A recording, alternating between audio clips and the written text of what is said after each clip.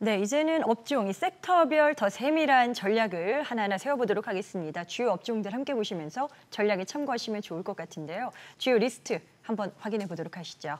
자, 이번 주도 조방원이 역시 빠지지 않고요. 반도체 마찬가지입니다. 중국 소비주부터 또 로봇주까지 다채로운 업종이 이름을 올렸는데 기존의 주도 주격인 조방원의 관심은 여전한 것 같아요. 호재성 뉴스들도 많이 나오고 있고요. 쉬어가는 듯 하다 또 오르고 이런 반복이 나타나고 있는데 지금은 어떤 관점을 취하는 게 더 유리할지 강동윤 대표님께서 답을 먼저 주실까요? 네, 일단 상반기 시장을 좀 주도했던 업종인데요. 이 조선, 방산 그리고 원전이죠. 이 큰 시세를 낸 이후에 이 가격 조정보다는 가격 조정이 조금만 나오고 이제 기간 조정을 좀 거치고 있습니다. 이 말은 좀 주가가 밀릴 때 저가 매수세가 대기 매수세가 굉장히 많이 있다라는 거를 보여주고 있다 생각이 들거든요. 재료적인 부분은 여전히 유효하다라고 생각됩니다. 조선업 같은 경우는 미국과의 협력이 아직 시작도 안 했다 볼 수 있는데 이 숫자로 확인하는 시점보다는 기대감이 아직까지는 더 유효하고 더 큰 시점이다. 그런 만큼 지금은 중소 기자재 업종이 하락 추세 타고 좀 밀리고 있는데요. 이럴 때는 대형주가 먼저 원래 올라갔고 그다음에 중소형 기자재가 상승이 나왔었거든요. 네. 그다음에 이번에는 다시 대형주로 올라가지 않을까 그렇게 이제 생각은 하고 있지만 이제 제일 중요한 거는 다른 주도 업종군들이 어떻게 움직이는가일 것 같습니다. 반도체가 예를 들어 가지고 올라간다라고 하면은 시장 수급을 전체적으로 한쪽 업종이 다 가져가기 때문에 이 재료가 아무리 좋다 하더라도 수급적으로 뒤따라주지 못하는 경우가 생깁니다. 그렇기 때문에 조선업이 확실히 시장의 강세를 이어가고 기술적 추세를 탈 때 좀 관심을 가져야 되지 않나. 그리고 다른 업종이 강세를 보일 때는 저가 매수로 이렇게 매수를 하든지 그런 좀 전략이 필요하다 생각되고요. 네. 원전 말씀드리면은 업종 순환매는 조금 전에 말씀드렸던 대로 업종 수급 순환매에 조금 주의를 할 필요는 있다라고 말씀드리고 원전 역시 장기 레이스로 좀 봐야 되지 않나 생각됩니다. 이 유럽 주요국들의 원전 시장 진출이라든지 이 분야 역시 미국과 우리나라의 협력 기대감이 또 다시 나오는 얘기가 나오고 있죠. 최근에 이제 아마존이 두산 에너빌리티 원전 기술 이런 부분에 대해 가지고 점검한다고 현장 실사를 했다라는 뉴스 보도가 나오면서 관련주들이 좀 반등을 나오기도 했는데요. 일단 미국이 원전 발전 용량을 400기가와트로 늘리기로 했고 이 건설 단가가 가격 경쟁력이 있는 우리나라와 협력 가능성이 가장 크다. 그리고 지난번에 말씀드렸다시피 원전 기술을 가지고 있는 주요 나라가 러시아, 중국, 프랑스 그리고 우리나라 정도 볼 수가 있는데 러시아하고 중국 같은 경우는 이 상식선에서 같이 협업하기가 좀 힘든 부분이 현실적으로, 있죠. 네. 그렇기 때문에 프랑스 같은 경우보다 우리가 그런 약속이라든지 잘 지키고 단가도 싸고 하기 때문에 조금 더 매력이 있지 않나. 하지만 최근에 좀 많이 오른 부분은 무시하면 안 된다. 그렇기 때문에 추격 매수라든지 이런 부분은 좀 조심해야 되고 약간 조금 여유를 가지고 시장에 좀 대응할 필요가 있다 생각되고요.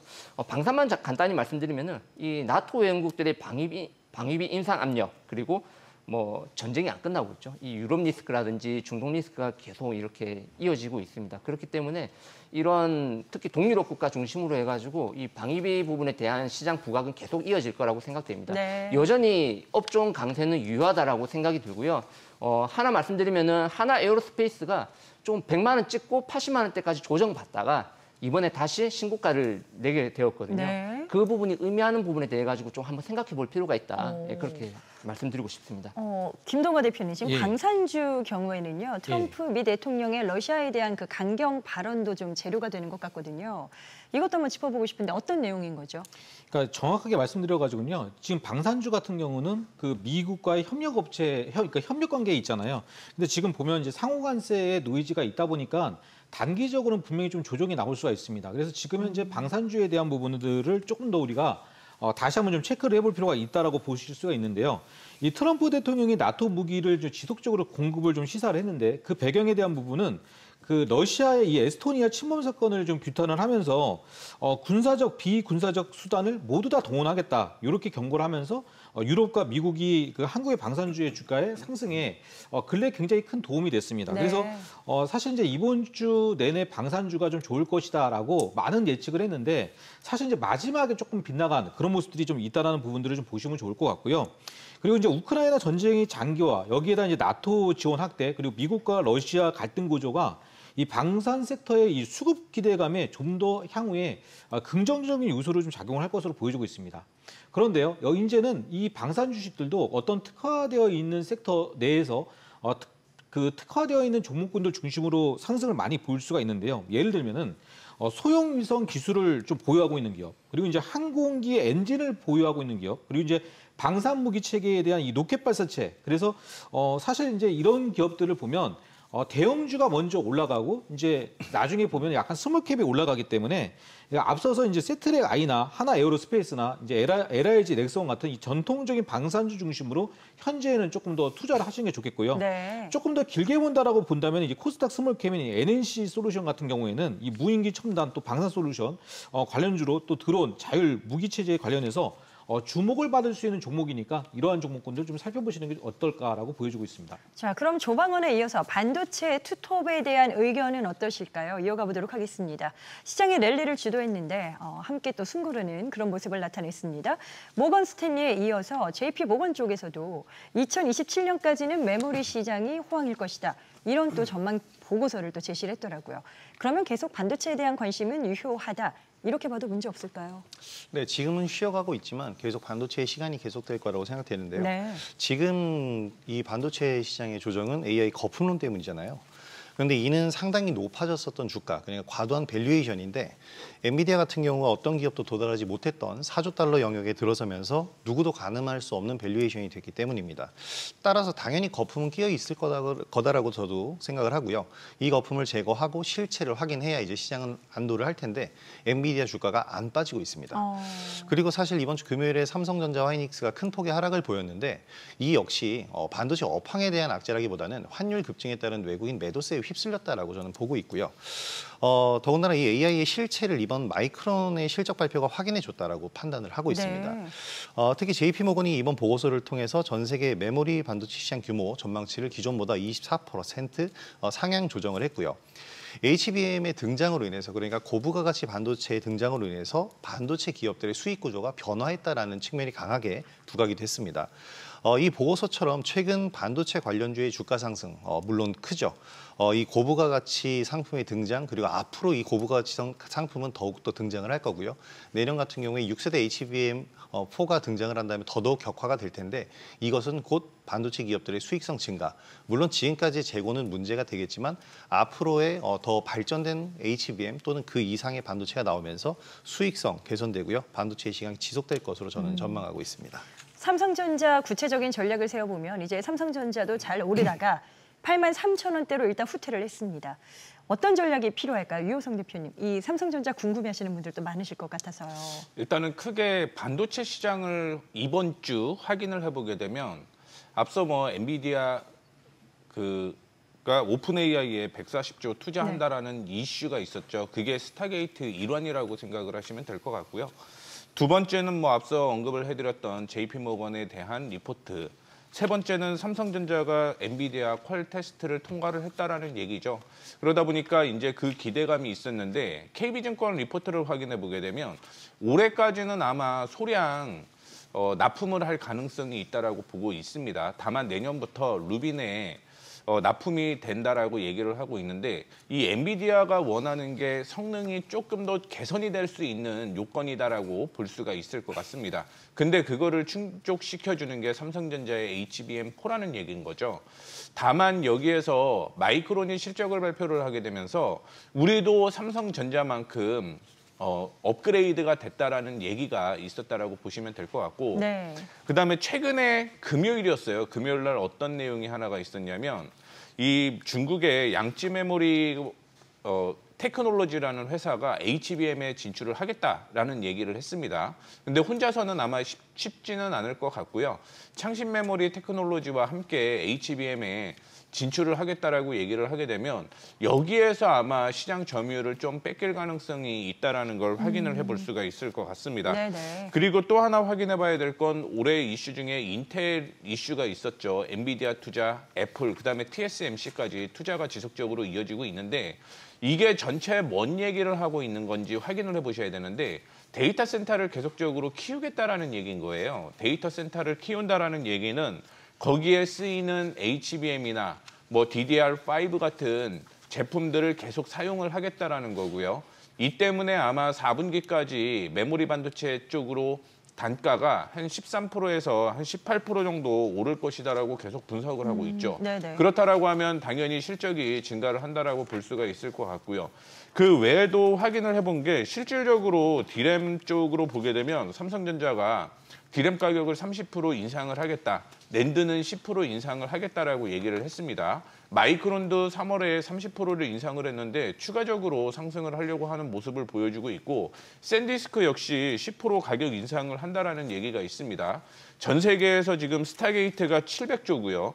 그다음에 유럽에서는 17조, 한국 정부도 수조 원을 쏟아붓고 있죠. 이게 단기간은 아닙니다. 10년 동안 투자가 계속 이루어지고 있는 만큼 네. JP모건에서 얘기를 하고 있는 2020년 7년까지의 메모리 시장은 활성화될 것이다.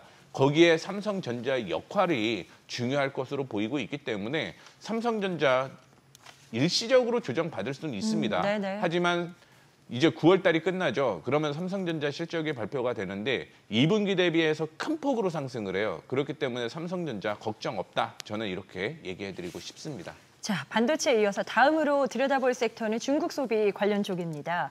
지난주가 고점이었을까요? 이번 주 약간 이제 또 조정 분위기가 엿보였는데 중국 단체 관광객의 무비자가 이제 시작이 되고 황금 연휴, 에이펙 그런 기대감까지 작용을 하고 있습니다. 자, 강동현 대표님. 조정이 나올 때 담아가도 괜찮을까요? 아니면 이때를 어떻게 보면 좀 차익 실현하실 수 있는 분들은 시행을 하시는 게 나을까요?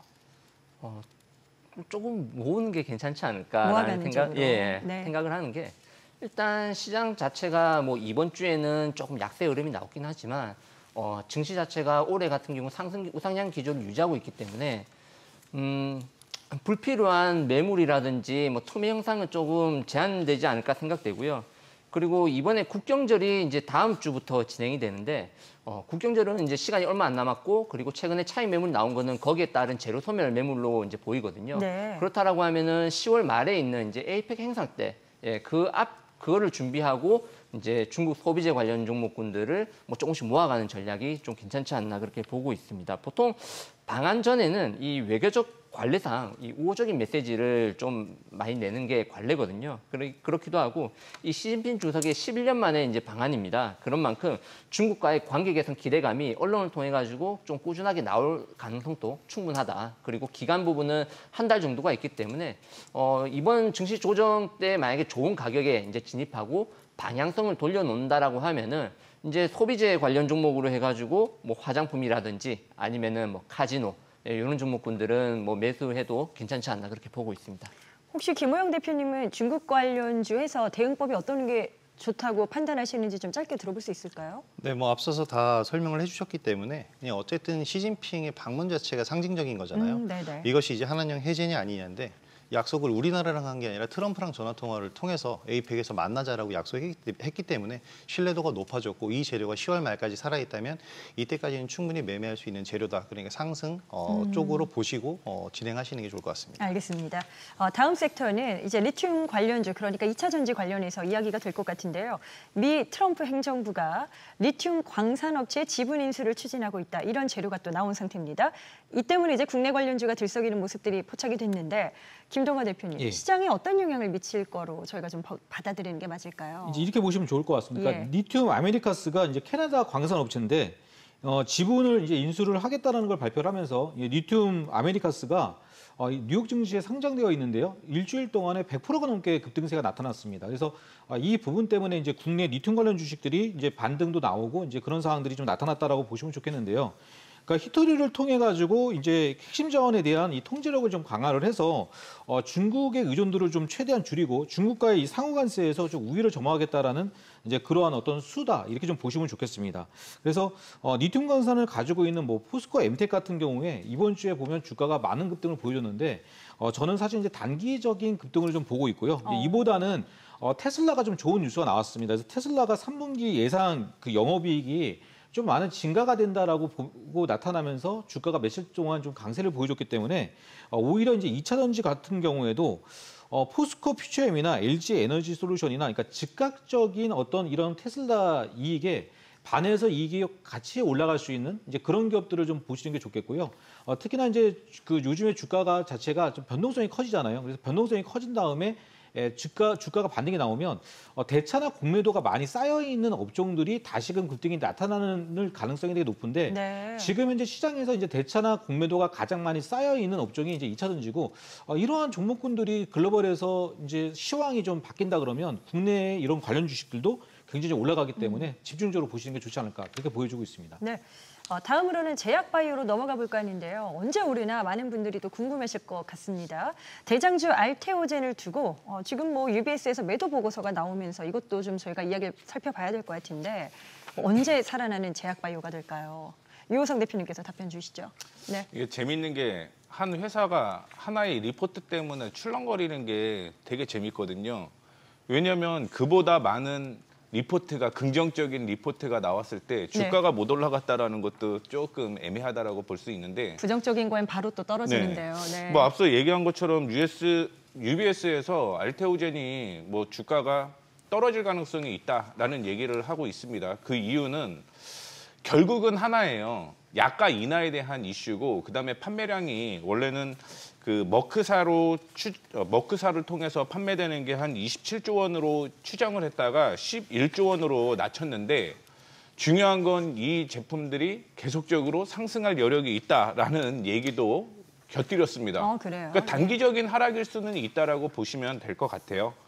근데 이제 이거에 대한 알테오젠의 반박이 있었고 그다음에 신한금융투자에서도 역시 뭐 첫 마일스톤이 4분기에 실적으로 바로 인식이 될 것 같다라고 얘기를 하면서 목표 주가 77만 원 제시를 했고요. 하나금융투자도 역시 55만 원으로 목표 주가를 제시를 했습니다. 네. 그다음에 국내뿐만이 아니라 해외에서도 역시 주가가 더 올라갈 가능성이 있다라고 얘기를 하고 있는데 CLSA 증권에서는 58만 원에서 61만 원까지 상향 조정을 하고 지금이 고점일 리 없어라는 답변까지 그래요? 했습니다. 네네. 그렇다고 하면 이 알테오젠이 그 악재로서 작용을 한 거냐? 저는 아니라고 봐요. 그러면 왜 주가가 떨어지는지 그거를 확인해 보셔야 되는데 그냥 제 개인적인 생각을 하나 얘기를 해드리자면 이 코스닥에서 지금 알테오젠이 코스피로 넘어간다라고 얘기를 하잖아요. 그러면 이거는 기정사실화가 됐다라고 보고 있어요. 기정사실화가 되고 있다라는 건 이 코스닥을 추종하고 있는 자금이 이거를 한 번에 매도를 할 수는 없고 서서히 매도를 할 수밖에 없는 구조가 된다라고 보면 됩니다. 네. 그러면 언제 올라가느냐? 코스피로 이전이 되게 되면 코스피를 추종하는 자금들이 다시 그때 매수가 들어올 가능성이 있다라는 걸 좀 얘기를 해드리고 싶습니다.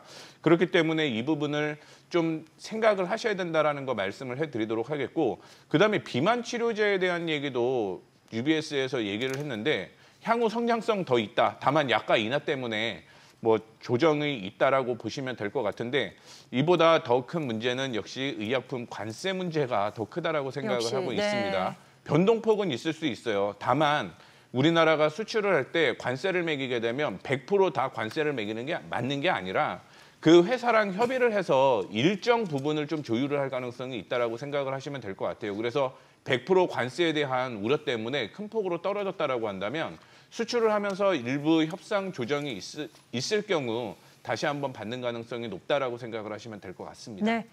마지막 섹터 로봇으로 넘어가 보도록 하겠습니다. 언제 오르나 싶었는데 뭐 드디어 대장주죠. 레인보우 로보틱스의 급등세가 나타났습니다. 자, 이젠 어떻게 전략을 잡아야 되는 시점인 건지 김동하 대표님께서 관련된 그 접근법 좀 말씀 주시죠. 네. 사실 제가 이제 딱 4주 전이죠. 4주 전에 시청자분들에게 추천을 드렸던 게 이제 노보스타를 추천드려서 4주 만에 무려 100% 가까이 좀 상승이 나왔습니다. 네네. 그래서 노보주에 대한 애착은 상당히 좀 많이 큰데요. 이제 우리가 보통 반도체도 소부장 종목군들이 저점 대비 한 10배 정도 올라갔잖아요. 그래서 간단한 명료하게 말씀을 드리면 뭐 테슬라의 옵티머스라든가 이제 현대차의 이제 보스턴 다이내믹스의 이 아틀라스 그리고 삼성전자의 홈 AI 그 로봇인 볼리까지 나타나면서 로봇이 본격화 시대가 나타나게 됩니다. 2026년도부터는 이제 본격적인 생산을 하게 되는데 이런 상태에서 이제 이 로봇에 대한 소부장 관련 주식들에 대해서 좀 집중적인 관심을 받아야 될 것 같고요. 두 번째 같은 경우는 대기업들이 지금 투자를 해서 글로벌 로봇 그 탑티어를 만들 수 있는 회사들 대표적으로 보면은 두산 같은 경우는 두산 로보틱스를 협동로봇 국내 1위, 또 네임보 로보틱스 같은 경우는 삼성전자의 알제배기 로봇, 또 뭐 지금 현재 보면 원익홀딩스 같은 경우는 반도체 장비를 원래 했었는데 그런 상태에서 이제 이번에 글로벌 빅테크 기업들의 너블콜을 좀 받고 있죠. 그래서 이런 유형의 종목군들을 우리 시청자분들이 또 함께 골라 보신다면은 하반기 이후에도 이게 좀 시장은 어렵지만 분명히 신고가 시대 괜찮은 수익률 나올 것이라고 확신하고 있습니다. 네. 네 분의 의견은 투자 전략 세우시는데 참고 자료로 활용하시길 바랍니다. 투자의 최종 판단과 책임은 본인에게 있다는 점 다시 한번 말씀드리겠고요. 자신의 원칙에 맞추어서 항상 현명한 투자하시길 바랍니다. 또 카카오톡 채널을 통해서도 다양한 주식 정보 확인이 가능합니다. 채널명 필살기를 검색해서 친구 추가하시면 되겠습니다.